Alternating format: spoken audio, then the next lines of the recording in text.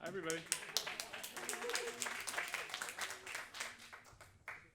I probably am going to maybe ask more about playful ways, but we'll get to that at the end. Today I'm going to talk about what I think of as the great cognitive depression, and I don't mean this like mental depression. I mean this like economic depression.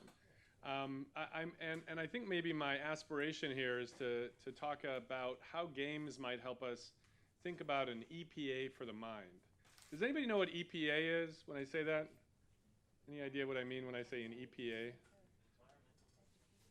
An environmental protection agency. Yeah, I think our minds are kind of like this beautiful biology, ecology, wonderland, and we don't really have anything like that. How many people have ever heard of Silent Spring?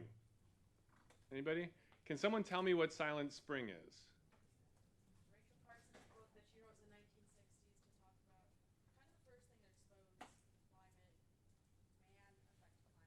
Yeah, so Rachel Carson puts out this series of articles in the 1960s. She actually publishes them as 3 articles in the New Yorker. This guy, John F. Kennedy, ended up seeing these, and it ended up helping create the current environmental movement. And what she talked about, she actually aggregated over about 30 years worth of research into individual towns and little places where big industrialists had basically strip mined natural resources, created sort of Frankenstein concoctions, and then dumped the output into the water and into the streams. And it was called Silent Spring because it was sort of a fable. It wasn't one town. It was actually a fable that was aggregated from a whole bunch of towns where every spring the birds chirped and the bees buzzed and life was good and the things bloomed until one spring it fell silent. That whole ecology went silent. And nowadays we know about things called Superfund sites, which are basically sites that we had to block off and spend a lot of money on remediating that town or that area because the industrialists sort of destroyed that landscape. And it led to what we now think of as the EPA and the current environmental movement, as you said. Now, this notion of industrialists strip mining cognition or strip mining any kind of resource, and I'm going to talk about cognition, and doing something with it without necessarily factoring it into their cost of doing business, I think is happening today in our brains. And I think if you look at all the rich ecology of our brain, we have all these wonderful shortcuts to keep us alive. Sometimes they're called biases, sometimes they're called heuristics, sometimes they're just shortcuts. They're just a slippery way to take advantage of not using too much sugar, but keeping us alive in uncertainty, helping us make decisions in complicated times. And this whole ecology is falling silent. And I don't want to just tell you it's happening. I want to show you that it's happening. And I think the new industrialists, they might go by different names. They might go by YouTube. They might go by Twitter. They might go by other social media companies that you've heard of. But they're strip mining our cognition. And that's kind of what I want to talk to you about and hopefully get to the other side of it and say, how might games help us actually build cognitive capacity instead of stealing cognitive capacity? So there was a recent article that came out that basically said, if your phone is in your room when you wake up in the morning, even if it's turned off, it begins to drain your cognitive capacity. Think of your cognitive capacity as kind of like a fuel tank. And just sitting there turned off, it starts to bleed your fuel away. It's like somebody sneaks in the night and nails a nail into your gas tank and just starts stealing it. And it's because it's kind of like a predator. We're not sure what it's going to do when it wakes up. And so our brains, which evolved with lots of predators in a very aggressive world, has to keep a little bit of cognition paid attention to, a little bit of attention, comprehension, even before we wake up. It's sort of a low level. And you start your day with this fuel tank that's totally full. But then by the time you get to the office, you've already drained some of it because you're checking Facebook, you're checking Instagram, you're doing all these things, which were designed intentionally with something called dark patterns. Now, as a designer, I was a product designer for years, and I learned a lot about things that actually steal your attention, that capture your attention. They're called dark patterns or evil design patterns is the new way that people talk about them. And you know that every single decision you make as a designer is either going to take someone's attention or comprehension or curiosity and steal a little bit of it. Now, sometimes you're doing that for a purpose. You actually want to build capacity some other way. You want to help them learn something. It actually takes our cognition to be able to learn new things. So it's not necessarily all negative. It's just that every single thing takes some of our energy. And we don't get an infinite supply. Just like any other natural resource, it can be depleted. And you're going to have to like sleep, you're going to have to work out, you're going to have to do some other things to be able to get it back. Now, here are some other ones. Privacy Zuckering, my favorite. So imagine you've got all these different compartments in your cognitive resources, and each one get drained at different rates. It takes different kinds of things to drain us. And many companies, the new industrialists, are not counting your cognitive resources into their cost of business. So just the same way DuPont wasn't counting that whatever they dug out of the ground and created into a Frankenstein resource and dumped into a waterway, these companies do not calculate the cost of this into their cost of business. They call it attention. They kind of roll their eyes and go, it's the attention economy, it's cool. But actually, it's starting to steal our cognition. And I think we're actually starting to see it in economics. So when we can't think, we fall back on our biases. So when we can't be rational, we go to the thing that takes a lot less sugar in our brain, which is the lizard part of our brain that has to make really quick decisions. So Britain, exit, Brexit, yeah, that's a nice story. So why do I have to think about it? Or else, let's just bring all those jobs back for the coal miners, because, make America great again. These are things that are actually preying on our minds because we just don't have the capacity to do anything with them. And this stuff doesn't happen just inside of our brains. It turns out it happens within the flow of a project that you might be working on if you're a game developer. It might be happening in the flow of a project that you're doing if you're a politician, if you're teaming up to try to do something good. It happens at different times over the flow of things, and it happens in different spaces. Different spaces can actually aid your cognition or steal your cognition. So I'll give you some examples of these little tricks that our brains use and how they're used, sometimes against us and sometimes with us. So here's an example of one. It's called the law of triviality. Has anybody heard of that one? Law of triviality? This is called Parkinson's law of triviality, or bike shedding. And what it means is, and I'm a designer and I'm interested, and I work at a place called Autodesk that has to help people design a lot of things. Buildings, bridges, cars.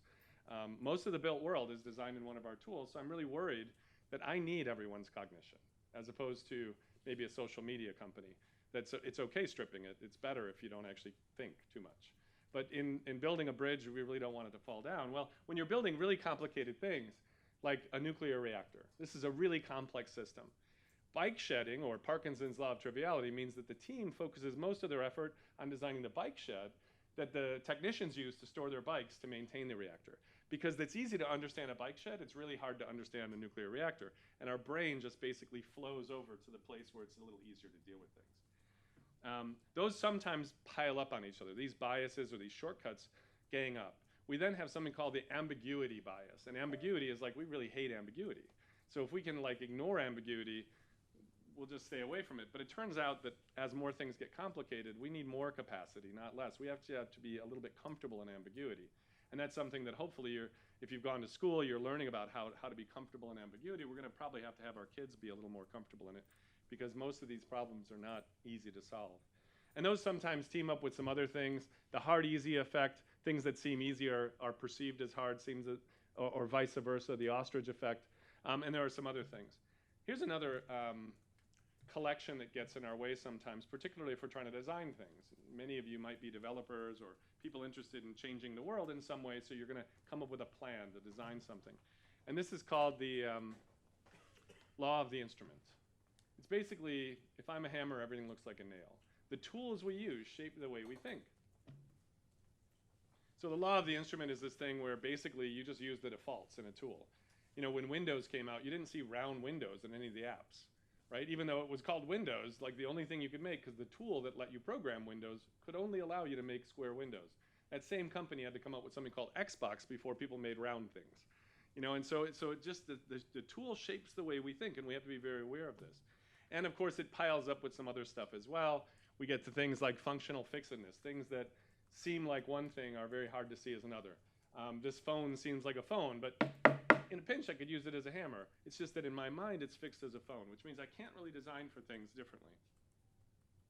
And then you get some other stuff. The IKEA effect is a really great one. Leveling and sharpening, and the stereotypical bias. You kind of see the things that you want to see the way they are. There's also one called the shared information bias, the authority bias. This is really tricky. If the boss says something, it's just easier to go along with the boss. And people that are in a meeting basically spend more time sharing information that they already know instead of talking about the unique outlier information, because it feels good from a social bonding standpoint. The authority bias is really tricky. It's just that it consumes less sugar to just say yes to whatever the boss says. I don't want to fight that fight. But that teams up with something else called the illusion of mastery. A lot of times experts believe they know more than they know. And they believe that they're an expert in one thing, so they actually apply it to everything else in their lives as if they're an expert there. But it turns out experts, according to most of the recent studies, are the least likely to know the validity of their own predictions. They're very low at being able to actually predict how valid their predictions are. And you get some other things too. Oh God, I can't even read those this small. The framing, the anchoring effect, the choice supportive. Well, we just support everyone else's choices because they feel good. And you get some other things. So these get in there. One of my favorites is maybe rosy retroflexion. If the boss starts talking about a project and then you look back at it and you go, yeah, do you remember that project? And they all start putting on rose-colored glasses and talking about how great it was, and you ignore the real pain that it was and the real challenges. You know, the postmortem doesn't turn out to be much of a postmortem. And we don't have an EPA for cognition. We don't have anybody looking out for our brains. We just willfully say, let's just do it. Let's just steal everyone's cognition. We don't even have an FDA for cognition. Like, that might be a nice start. Like, this is what it might look like if we had an FDA for cognition. Okay, imagine I open up my phone in California, and the governor of California, Gavin, seems to think it might be nice if his citizens had comprehension or cognition or curiosity. That might be fun. And when you open up your phone, it would automatically say, hey, you want to use that Google tool? That's cool. It's going to strip about 60% of your comprehension and total attention and ethics. It's also going to create short attention span theater. It's going to habituate you to short attention spans. And so I just wonder how we might think about this if we actually took a game point of view of this. If we actually said, instead of strip mining cognition and stealing it, how could we build comprehension? So instead of this notion of kind of stripping away all your things and amplifying those biases to kind of tune down your brain and basically steal all your cognition, might we be able to circulate it back? Might we be able to create some game mechanics that actually sort of tune down those biases that are most dangerous, maybe amplify some biases that are useful for creativity or curiosity? These are just shortcuts that sometimes are good or bad. And maybe even be able to build capacity through the act of doing something. You might need to steal some of that brain to be able to learn some new tool or some new skill, but in the process, you might end up expanding your brain. So how might we look at this as like a lifelong learning opportunity where we actually game for better? Could we even create something that I kind of think of as Bose noise canceling for cognitive biases? Does anybody know how Bose noise canceling works?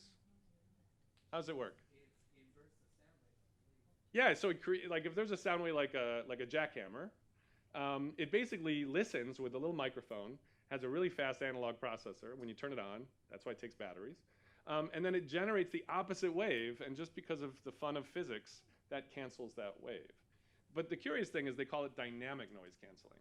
So that means when you turn the knob to one more level, you can hear people's voices, but you can't hear the jackhammer. And that's because it actually looks for a different signature. Signature of your voice is totally different than a jackhammer, and it amplifies those. So how might we create something like that? And how might we look for ways to be able to actually detect biases in action while we're doing these things, just for ourselves, to help us see the thinking about our thinking? How might we then see if we can actually find some things like design methods, not just the evil ones, but the really good ones? There are plenty of those too. Or behavioral economic methods, or even methods from improv, jazz, gaming, things like that, that might actually help us tune those biases down, or help us amplify those ones that actually help us be creative. I'll give you one example of that. Humans can remember 7 plus or minus 2 things. That's kind of pop psychology, but it's about 2.5 seconds in a little loop in short-term memory.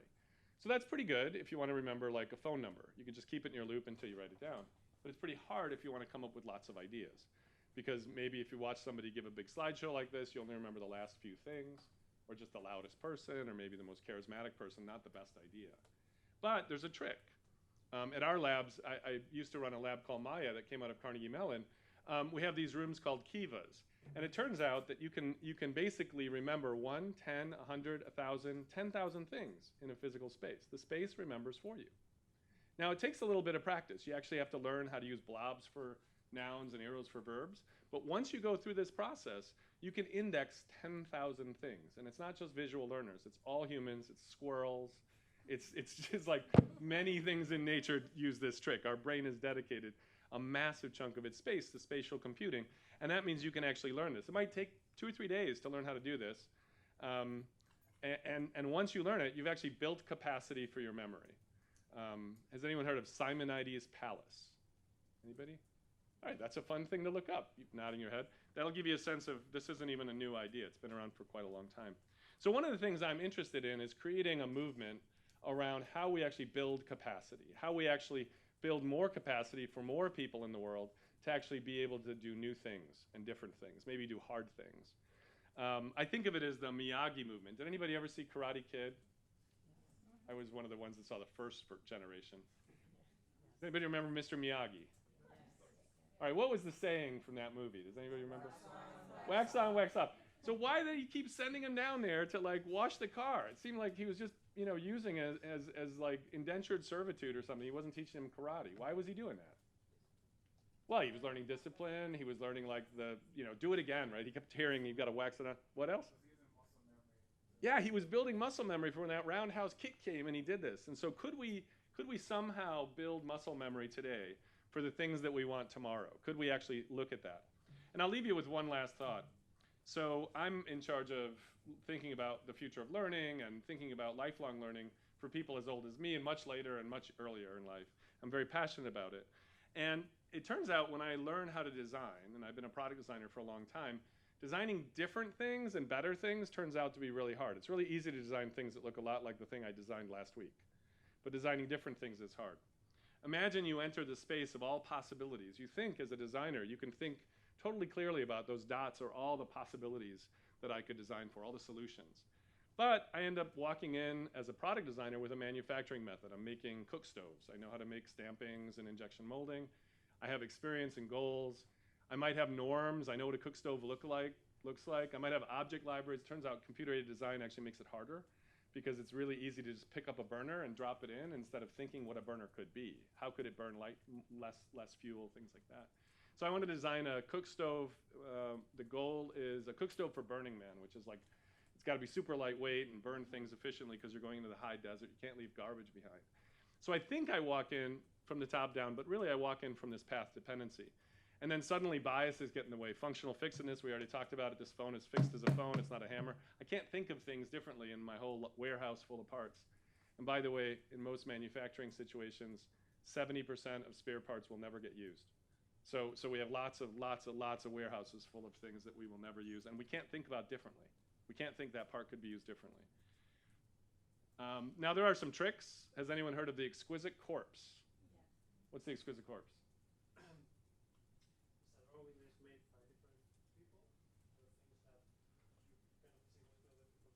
Yeah, you sort of fold this piece of paper and it hides some of the things. So by hiding some of the information, you end up unlocking some of that bias. You only see little connections between the sheets of paper. This was from 1926. Now we might also see things like the endowment effect comes in. Every decision I make is endowed with more value. If I make 5 prototypes, then they all have the equal value. But if I make 5 sketches in one prototype, the one prototype that I made has way more value. It's endowed with more value because I actually built a cardboard prototype of it, and the sketches aren't. And we have choice supportive biases. Just as we make decisions, we think they're more scientific after we made them. So we stand our ground here. Also leads to sunk cost bias. And there are some tricks for that. I'm working on some stuff around what's called generative design. Probably as a designer, you learn that if you just take 2 axes and fill them up, like this is the outside of a snack and the inside of a snack, you get lots of combinations without thinking too much. You just focus on the goals, and it generates a whole sort of genetic space. Same thing is true for physical objects. You can see there's bending on one side, and where do I cut a slot on the other, and it generates lots of things. So that unlocks some of that bias as well, allows me to do that. In the computer space, we're now using machine learners. We just define things like backyard size views, solar gain, cost, profit, variety. The homeowners own a few things. The builders own a few things. They only focus on the goals, and it generates thousands of possibilities. We're now building net zero houses with this and some new products around generative design, and allows us to unlock stuff. I'll end with one last one, and it's sort of the most pernicious of all. It's the continued influence effect. So how many people have seen this video YouTube thing called Smarter Every Day? Anybody seen this? So this is a 40-year-old engineer, And his buddies call him up and say, we built you a bike. Here's what the bike looks like. Can you tell what's going to happen if he turns the handlebars? Wheel's going to go the wrong way. Yeah. He's looking at the actual thing, but his brain has a continued influence. It cannot think differently about this topic. So he takes an hour. He can't ride the bike. He says, make one for my kid, who's 6 years old. And he wonders if it'll take more than an hour. So the next morning, they go out and try to ride the bike. How long did it take the kid to ride the bike? Any idea? He couldn't do it in an hour. 6 minutes? Just from like here to there. 6 minutes, that best guess? 2 weeks later, the kid could finally ride the bike this far because the continued influence of riding the old bike, it took him 8 months, an hour a day. So then, of course, he goes to like the capital of bike riding, and this is where I'll end it. And he gets on a normal bike. He's only ridden a backward bike for 8 months. How long does it take him to ride a normal bike? Nothing, 8 months. Yeah, we don't really know how the brain works. 15 minutes in, he actually says out loud, I think I broke my brain, and people are laughing at him. 20 minutes in, he still can't ride the bike. He's talking out loud. 21 minutes in, for some reason, it just snaps and he rides off. And so there are ways to do this, but we're probably going to need gaming. We're probably going to need ways to actually build and habituate ourselves to new kinds of muscles if we're going to do this. And we've actually seen from Adam Gazzaley and others who've spoken here that the brain is pretty neuroplastic over our whole lives. So we actually have huge potential. So I'll end right there, and I just want to ask you to think about how you might help join the Miyagi movement. Thank you.